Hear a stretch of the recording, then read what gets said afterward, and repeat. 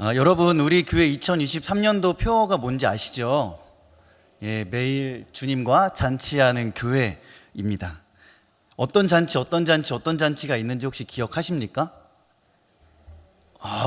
똑똑하십니다. 네, 말씀의 잔치, 사랑, 그쵸, 교제의 잔치, 그리고 교회를 세우는, 그렇죠, 분립개척의 잔치, 이렇게 세 가지의 잔치가, 이거 말고 또 다른 잔치가 있습니까?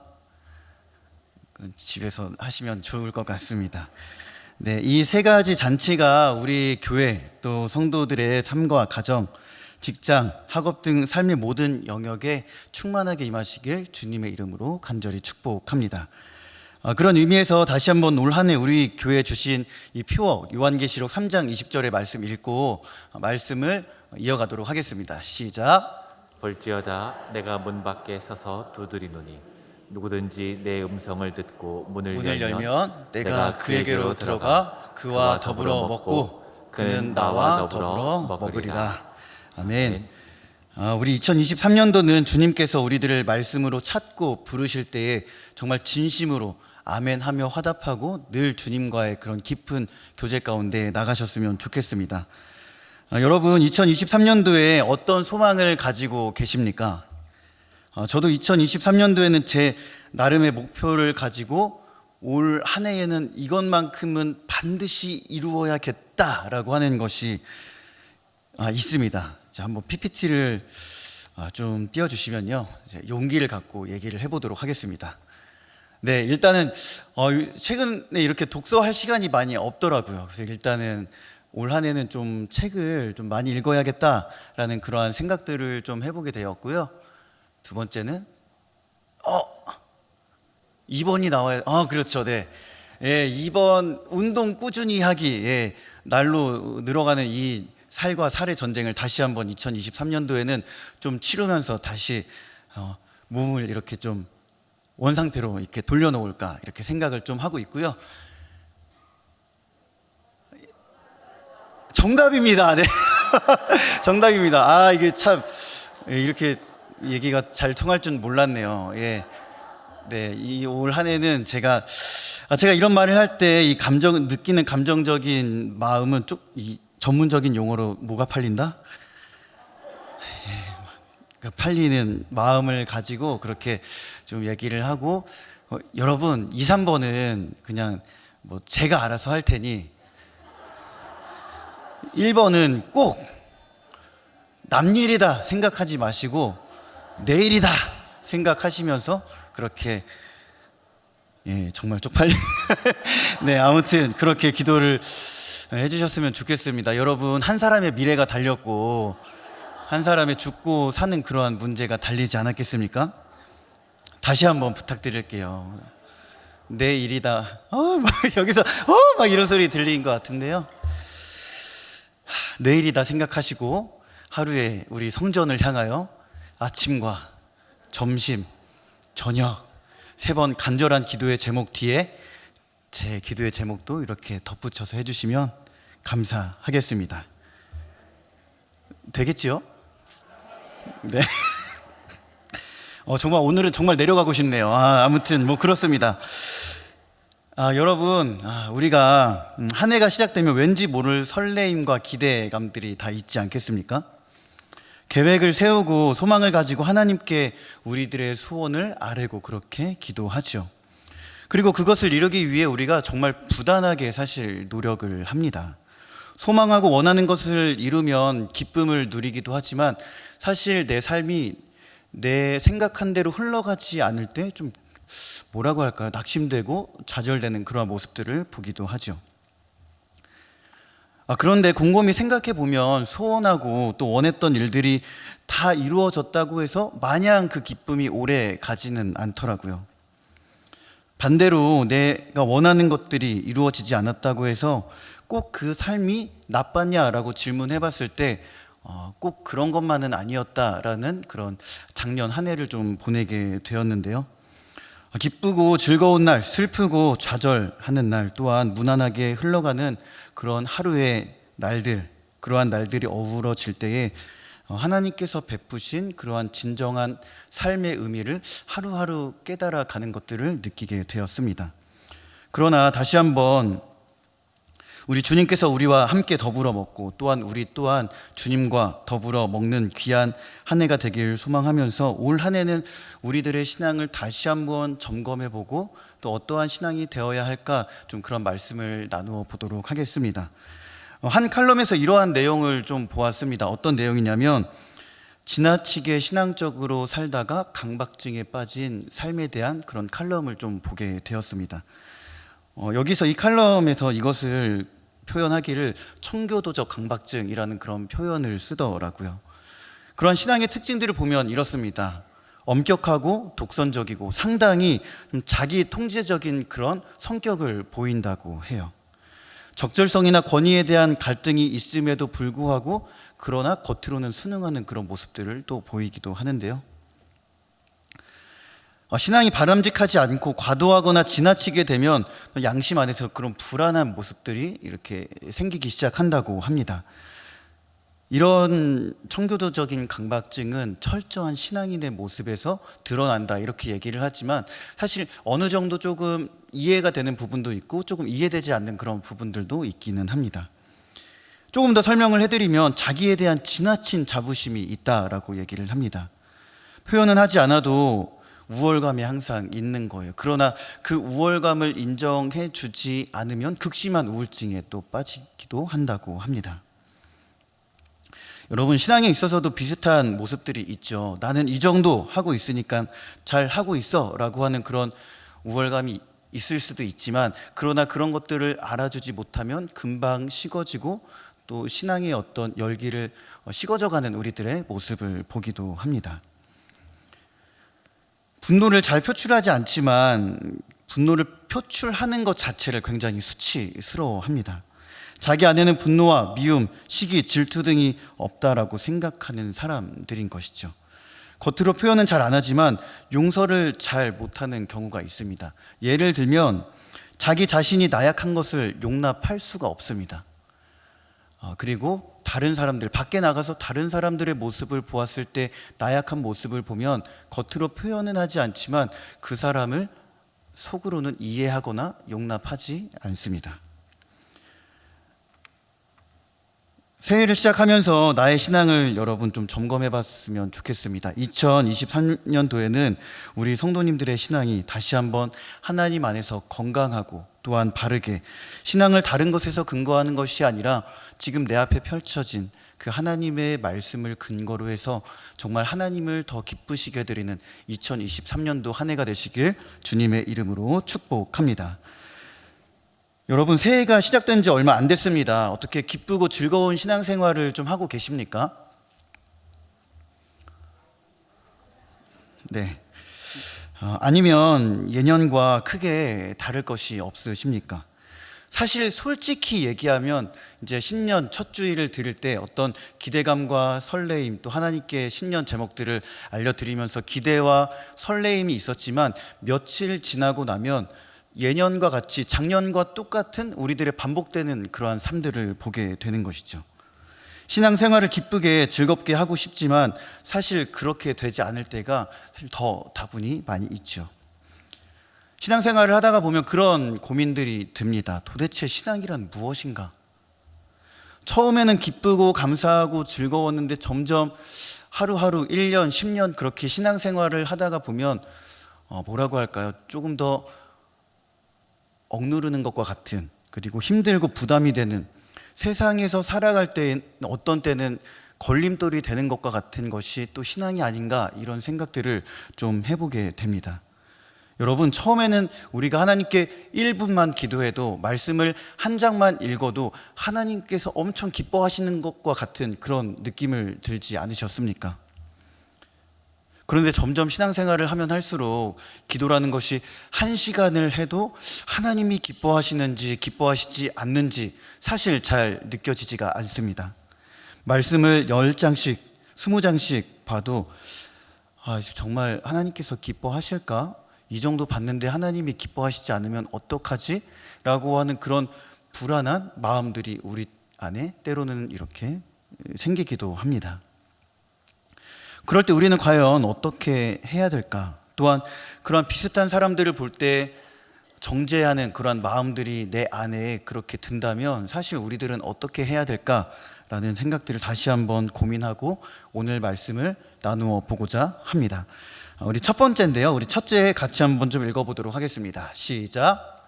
상대를 바라보는 내 신앙의 마음, 행동을 살펴야 합니다. 네, 여러분 마태복음 12장 1절에서 21절까지에 보면 이 안식일에 대한 두 가지 사건이 나오게 되는 것을 볼 수 있습니다. 1절에서 8절까지 보면 제자들이 예수님과 밀밭 사이를 지나가다가 허기져서 그 밀밭에 있는 밀을 잘라서 먹는 그런 장면이 나오고요. 그 뒤에 본문은 예수님께서 안식일에 한쪽 손 마른 사람을 고치시는 그런 장면을 보여주고 있습니다. 그 두 사건 안에 모두 이 바리새인이라고 하는 부류가 있었죠. 자, 그런데 이 모습을 본 바리새인들의 반응을 한번 2절과 10절을 통해서 한번 보도록 하겠습니다. 같이 읽을까요? 시작. 이것을 본 바리새파 사람들이 예수님께 보십시오. 당신의 제자들이 안식일에서는 안 될 일을 하고 있습니다. 하고 말하였다. 거기에 한쪽 손이 오그라든 사람이 있었다. 사람들은 예수님을 고발할 구실을 찾으려고 안식일에 병을 고쳐도 좋습니까? 하고 물었다. 네, 예수님에게 있어서 안식일은 늘 논쟁의 그런 초점이었습니다. 복음서를 보면 안식일이 될 때마다 이 예수님과 바리새인, 서기관, 회당장들과 함께 늘 그렇게 논쟁하는 모습들을 보여주었거든요. 예수님은 당시 기득권자였던 주류로 활동했던 이들과 목숨을 걸고 안식일에 관한 논쟁을 많이 펼치곤 했습니다.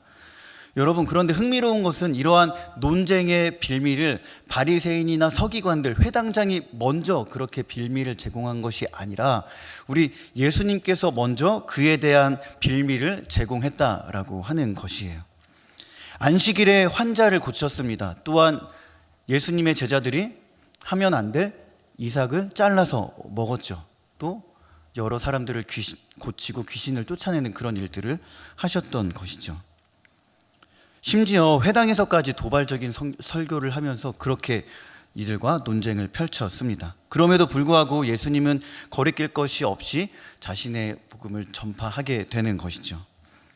예수님의 제자들이 밀 이삭을 잘라 먹은 사건을 본 바리새인들의 반응 어땠습니까? 제자들이 절대로 하면 안 될 일을 했습니다. 예수님, 당신은 어떻게 생각합니까? 이렇게 반문하는 것이죠. 10절은 어떻습니까?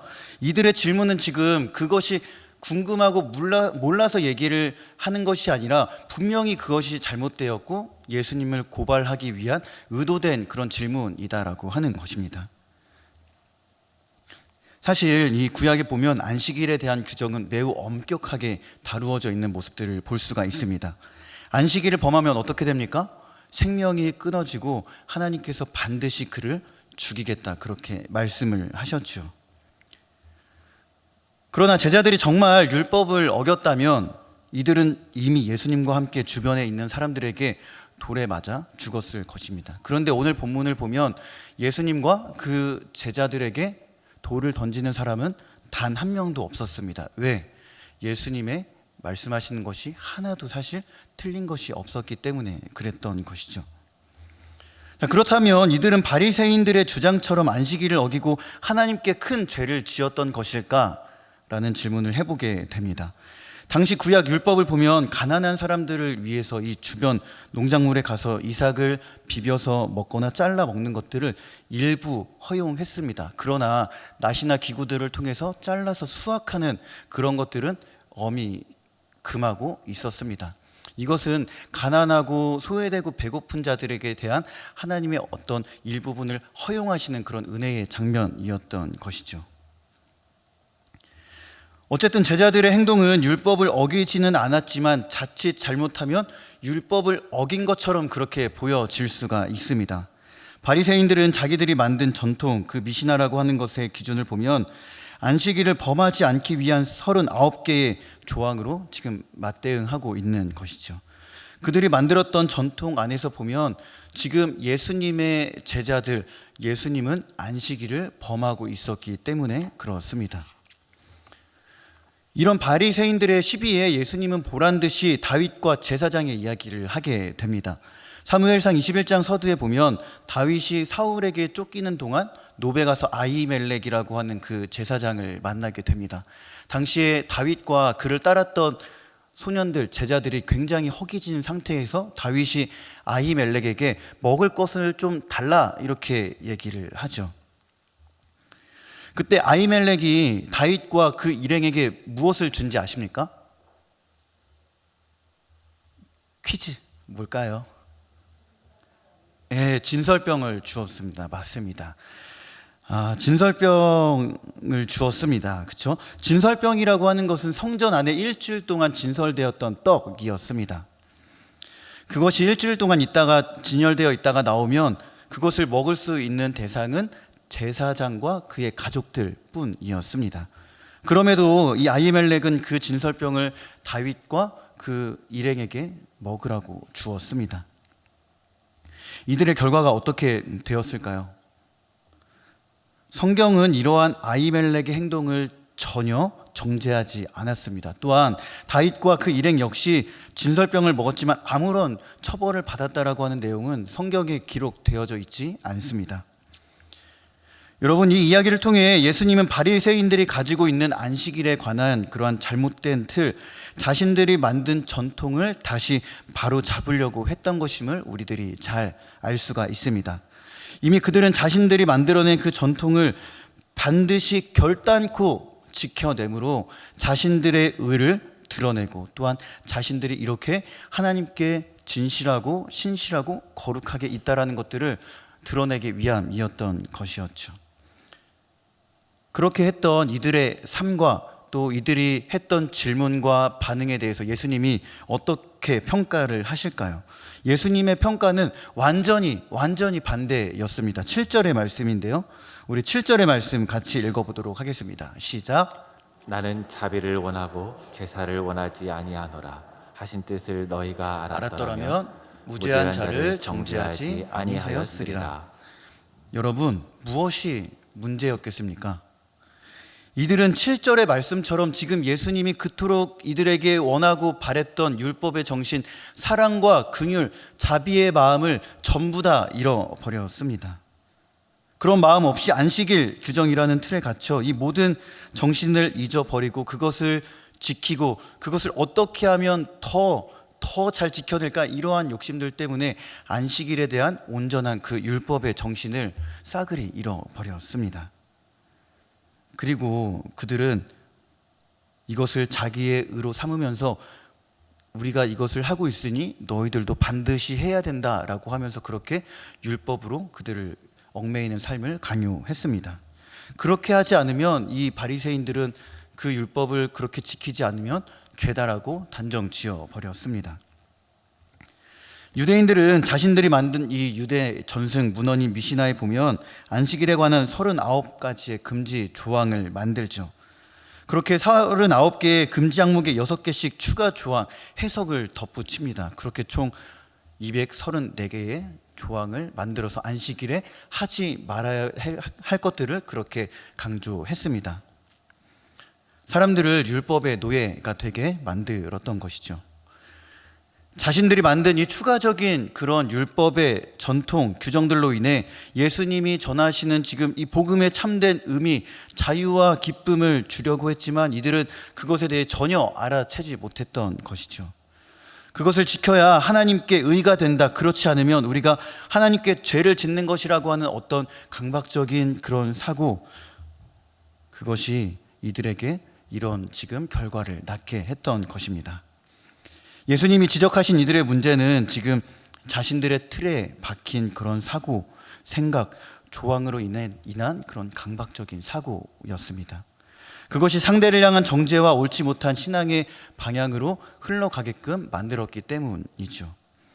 사랑하는 성도 여러분, 오늘 이 말씀을 통해 나의 신앙을 다시 한번 되돌아보십시오.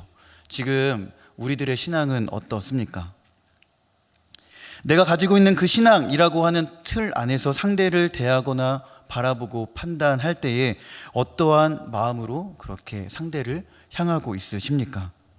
상대를 향해 내가 가진 신앙의 틀 안에서 비난하거나 조롱하고 있는 그러한 마음들을 가지고 있지는 않으십니까? 그것이 아주 작은 마음이라고 할지라도 말이죠.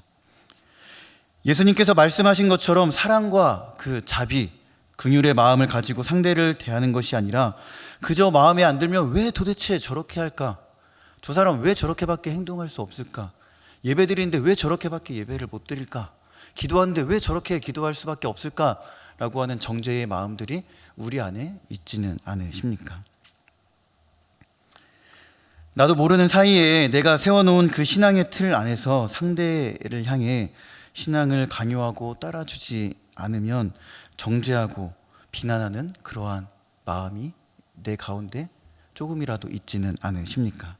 사랑하는 성도 여러분, 간절히 바라고 원하는 것은 상대를 바라보고 대하는 우리들의 신앙이 상대를 비난하고 조롱하고 그렇게 하대하는 것이 아니라 정말 예수님께서 우리들에게 주셨던 자유의 복음, 기쁨의 복음으로 상대를 향해 그렇게 나아가는 우리들의 삶이 되시길 주님의 이름으로 간절히 축복합니다. 두 번째인데요. 두 번째도 같이 한번 읽어보도록 하겠습니다. 시작. 내 신앙의 근거를 다시 점검해야 합니다. 안식일에 관한 두 번째 사건을 보면 예수님께서 구절을 보면 지금 어디에 들어가십니까? 회당에 들어가시죠. 거기에서 떠나 그들의 회당에 들어가시니 이렇게 기록되어져 있습니다. 회당은 바리새인들이 율법을 전하고 가르치는 율법 교육의 본거지였습니다. 바리새인들의 영향력이 지대했던 곳이 바로 이 회당이었죠. 하필 지금 예수님께서 거기에 지금 들어가시는 거예요. 예수님의 의도를 분명히 알 수 있는 부분이다라고 할 수 있습니다. 예수님께서 회당에 들어가셨을 때 한 명의 사람이 더 그 안에서 등장을 합니다. 한쪽 손이 말랐던 자였죠. 이 환자의 병은 손이 오그라들거나 이 피가 말라서 이렇게 오그라드는 그런 병이었습니다. 바리새인들은 이 환자를 지목하면서 다시 고발을 목적으로 하는 유도 질문을 하게 되죠. 예수님을 향해, 안식일을 향해 병을 고치는 당신의 행위가 과연 옳은 행위입니까? 이렇게 질문을 하죠. 여러분, 이것은 엄청 영악한 그러한 질문입니다. 왜냐하면 앞선 안식일의 논쟁에서 예수님의 어떤 말이나 행동을 보았을 때 바리새인들은 그들이 지금 예수님께 그렇게 질문했을 때 예수님이 어떻게 할 것이라는 것들을 어느 정도 예상했을 것이기 때문입니다. 앞서 언급한 미시나에 보면 안식일 금지 조항 중에 하나는 병을 고치는 일이었습니다. 여러분, 요한복음 5장에 보면 38년 된 병자가 예수님의 은혜로 치유를 받게 되죠. 근데 그때가 또 하필 어느 때였습니까? 안식일이었죠. 자, 아무튼 이 병자가 고침을 받고 자리에서 일어납니다. 그런데 5장 10절에 보면 바리새인들이 그 고침받은 병자를 보고 네가 자리에서 일어나 걷는 것이 옳지 않다, 이렇게 합니다. 그렇게 예수님께서 주신 자유를 바리새인들이 제한하고 가두려고 하는 그런 모습들을 보여주고 있죠. 다시 한번 본문을 보겠습니다. 여러분, 예수님께서 만난 이 한쪽 손이 마른 환자, 이 자의 병은 사실 당장은 고쳐도 않아도 될 그런 질병이었습니다. 왜냐하면 당장 그 생명에 지장을 줄 수 있는 그런 큰 질병은 아니었기 때문에 사실 안식일 다음 날 고쳐도 되는 병이 그 한쪽 손 마른 자의 그런 병이었습니다. 그렇기에 바리새인들의 질문들은 사실 더 영악했습니다. 자신들이 이렇게 하면 예수라고 하는 저 자가 이렇게 행동할 것이라는 것들을 어느 정도 예상을 했기 때문이죠. 그렇게 할 때 예수를 고발할 명분이 이들에게 있었기 때문이었습니다.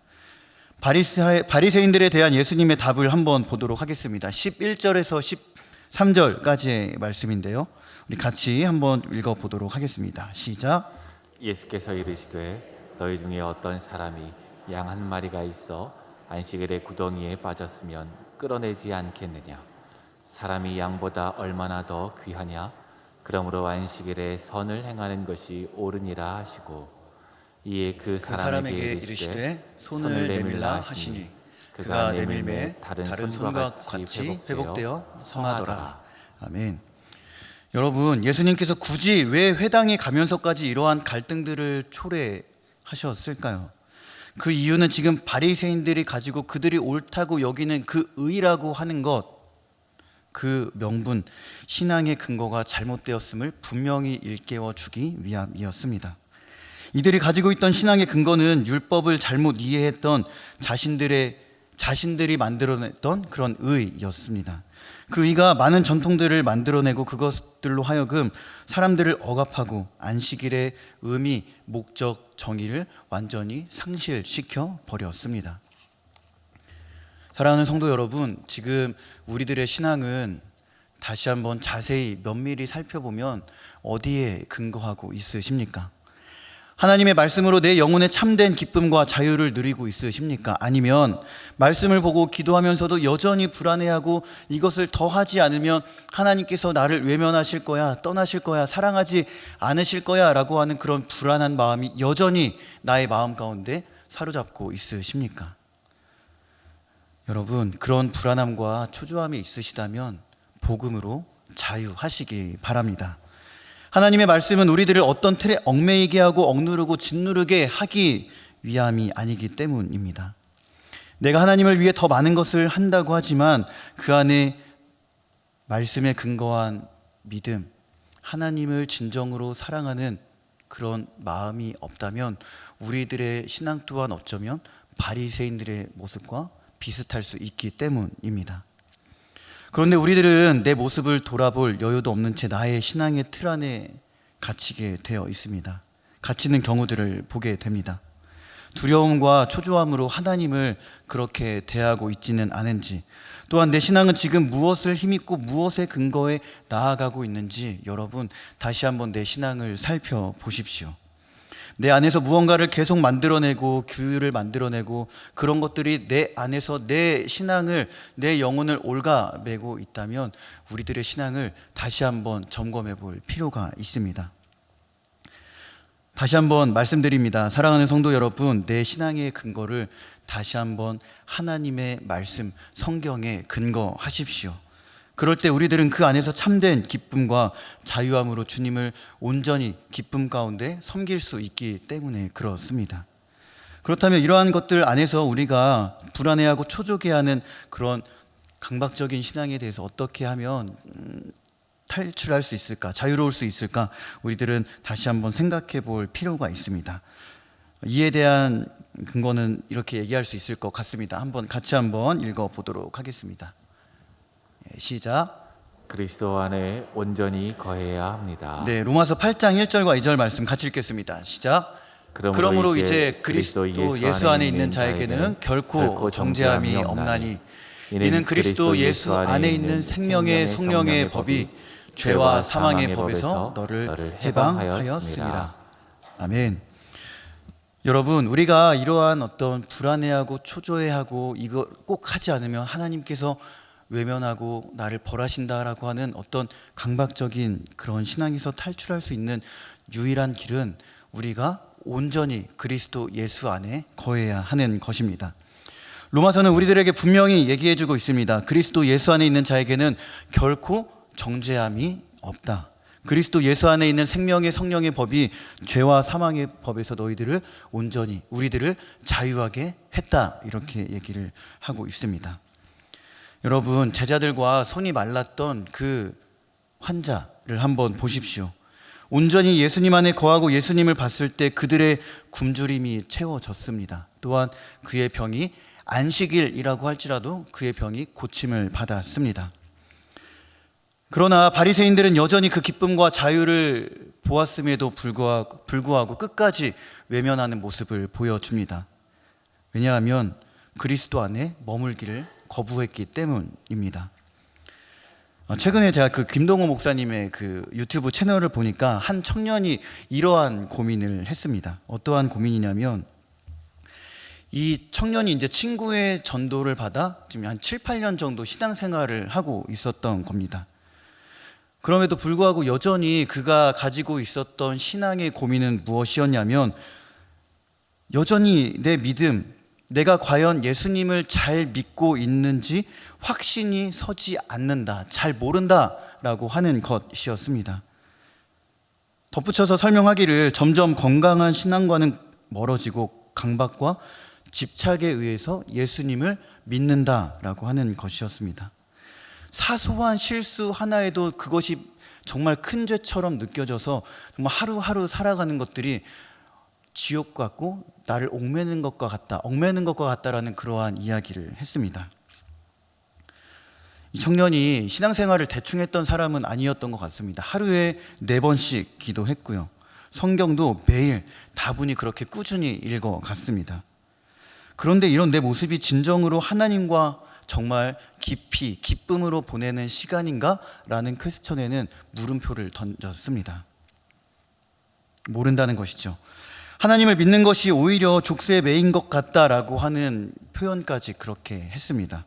여러분, 이러한 그 사연을 보낸 청년의 그런 삶이 얼마나 힘들고 괴로웠겠습니까? 이 사연을 읽고 그 목사님께서 이 청년에게 얘기해 준 것은 다시 한번 하나님의 말씀을 자세히 읽어보라는 것이었습니다. 성경을 읽으면서 하나님의 마음을 다시 한번 자세히 들여다 보십시오. 이렇게 얘기를 해 주시더라고요. 부모가 자녀에게 늘 좋은 것을 주고 축복하고 따뜻하게 대하려고 하는 것처럼 그 안에 성경에 하나님의 그러한 마음들이 온전히 다 담겨져 있기 때문이다라고 했던 것이죠. 여러분, 그리스도 안에 거한다라고 하는 것은 그리스도를 통해 하나님의 마음을 깨닫는 것이죠. 내가 말씀을 제대로 읽고 그리스도 안에 거하며 하나님의 마음을 깨달으면 내가 대단한 것, 많은 것들을 하지 않아도 여전히 하나님이 우리들을 끔찍하게 사랑하고 계시는구나라는 것들을 다시 한번 우리들이 느낄 수 있습니다. 그렇기 때문에 우리들은 늘 예수님 안에 거해야 하는 것이죠. 여러분, 우리가 예수님을 믿는다라고 하는 것은 늘 마음에 불안한 마음을 품고 사는 불행한 완벽주의자의 삶이 절대 아닙니다. 그저 예수님 안에서 예수님께서 주신 그 복음이 주는 참된 기쁨과 그 자유를 누리면서 하나님을 사랑하는 삶을 살아가는 것, 그것이 예수님 안에 거하고 우리들이 감각적인 신앙이 있다면 그것을 탈출할 수 있는 유일한 길입니다. 그렇기 때문에 우리들이 늘 예수님 안에 거해야 합니다. 여러분, 사실 우리가 늘 살아가다 보면 실수하고 넘어지고 자빠질 때가 있죠. 죄를 지을 수밖에 없는 그런 연약한 인간이 맞습니다. 그러나 우리가 죄를 짓는다라고 해서 하나님이 우리를 죄인으로만 단정하시냐라는 질문에 저는 감히 아니다라고 얘기할 수 있습니다. 왜냐하면 우리들은 예수 그리스도께서 십자가에서 핏값을 지불하고 구원해낸 하나님의 자녀이기 때문에 그렇죠. 여러분, 하나님께서 우리가 무언가를 잘 한다고, 열심히 한다고 해서 우리들을 자녀 삼아주시고 아들, 그렇게 딸들로 불러주시는 것이 아니죠. 물론 잘하면 하나님께서 더 기뻐하실 수 있지만 무언가 조금 못한다고 해서, 실수한다고 우리들을 죄인으로 바라본다라고 하는 건 아니죠. 요새는 설교를 하면서 더 부담이 가는 것이 사실입니다. 처음에는 설교를 정말 잘해야지, 내가 준비한 걸 실수 없이 잘 읽고 내려와야지라고 하는 마음이 엄청나게 강했습니다. 그리고 그렇게 늘 설교가 끝나면 제 마음이 어떤 마음인지 혹시 아십니까? 늘 죽쓰는 것 같은 그런 마음이에요. 정말 쥐구멍에 숨고 싶은 그런 심정이죠. 그런 날이 한두 번이었겠습니까? 생각해보니까 꽤나 많은 설교를 제가 성도님들에게 했더라고요. 여러분, 그런데 정말 괴로운 건 그 마음이 하루 왼종일 떠나질 않는 거예요. 제가 언제 제일 힘든 줄 아십니까?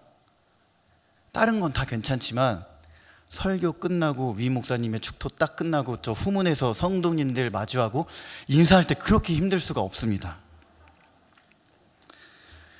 저는 이따 또 이제 설교가 끝나고 예배가 끝나면 후문에서 분명히 막 이제 우리 성도님들이 그냥 빈말이라도 위로하면서 그렇게 은혜 받았습니다 이러면 감사합니다 이렇게 웃고 얘기하겠지만 저는 또 제 심정은 빨리 그냥 퇴근하고 싶다, 집에 가고 싶다, 이런 마음이 아마 부릴 듯 나고 있습니다. 사실 지금도요. 이 시간이 얼른 지나갔으면 좋겠다라는 생각을 사실 여전히 하고 있습니다. 여러분, 그런데요, 실수하지 말자라고 생각하고 단 위에 오르는 순간부터 저는 그 강박에 사로잡혀서 그것을 떨쳐낼 수가 없습니다. 오히려 그것 때문에 더 실수하고 더 뭔가 이렇게 뒤죽박죽 얘기하고 서론이 안 맞는 그런 얘기들을 할 때가 분명히 있기 때문입니다. 저도 모르게 어느샌가 그런 강박에 사로잡혀 마음이 엄청나게 요동하는 그런 모습이 제 안에 있다라고 하는 것들을 발견하게 되었던 것이죠. 그런데 요새는 좀 어떨까요? 요새는 여전히 긴장이 돼요. 사실은 방금도 올라오기 전에 뒤에서 큰 숨을 3번 막 이러면서 올라왔거든요. 근데 요새는 그냥 부족한 제 자신을 그냥 인정하기로 했습니다. 사람이 실수하지 않고 살 수 없고, 말 몇 번 버벅거린다고 뭐 내가 미움을 살 만한 일을 한 것도 아니고, 그게 뭐 설마 목사님께서 너 나가 이렇게 하진 않으실 거기 때문에 제가 그냥 요새는 그냥 마음 편하게 먹고 그냥 실수를 하든 말을 버벅거리든 그냥 이제 편하게, 물론 하나님의 말씀을 온전히 전해야 된다라고 하는 마음은 있지만 그런 마음을 갖고 설교를 하고 있습니다. 그러니 그런 강박관념에서 조금은 자유로운 제 모습을 보게 됩니다. 여러분, 하나님은 그저 어떻게 해서든 그저 우리 아버지가 되십니다. 믿으십니까? 저도 요새 눈길이 가고 더 애정이 가는 사람은 모든 것을 완벽하게 하고 예의를 차리고 무언가 실수를 할 때 되게 어쩔 줄 몰라 하고 저에게 완벽하게 대하는 사람도 좋지만, 조금 더 이렇게 눈길이 가는 사람은 비록 실수하고 잘못하고 그냥 나에게 큰 잘못을 저질렀음에도 불구하고 그냥 아무렇지 않은 척 와서 다시 치근덕거리는 그런, 옆에 부대끼는 그런 사람이 이상하게 더 눈길이 가더라고요. 막 제 마음을 기쁘게 해주려고 막 이제 애교를 부리고 이런 사람들에게 솔직히 더 애정이 가지 않겠습니까? 여러분, 그런데 하나님이 우리들에게 원하는 마음이 그러한 마음이지 않겠습니까? 우리는 하나님을 향해 늘 성숙한 믿음을 향해 나아가지만 사실 완벽한 어른은 될 수 없습니다. 오히려 거기에 얽매이는 순간 우리의 신앙은 강박적인 신앙에 사로잡힐 수밖에 없기 때문이죠. 여러분, 말씀을 맺도록 하겠습니다. 혹여나 이러한 일로 힘들어하고 남들에게 얘기하지 못할 고통 가운데 그러한 신앙의 고민이 있다면 여러분, 다시 한번 그리스도 안에 거하십시오. 또한 복음으로 인해 참된 자유의 기쁨을 누리십시오. 2023년의 막이 올랐습니다. 얽매이고 또한 정죄당하고 누군가를 비난하고 또한 내 기준으로 그렇게 신앙을 해 나갔다면 이제는 그런 신앙이 아니라 정말 복음 안에서 기쁨과 참된 자유를 누리며 사랑과 긍휼의 마음으로 하나님을 섬기고 또한 교회와 가정, 이웃을 섬기면서 안식일의 주인이 우리 예수님이신 것처럼 내 신앙의 주인이 오직 예수 그리스도라고 하는 것을 깨닫고 정말 예수님 안에서 참된 신앙으로 그렇게 자유와 기쁨의 신앙으로 올 한 해 그렇게 하나님을 기쁘시게 해드리는 우리들의 삶이 되시길 간절히 주님의 이름으로 축복합니다.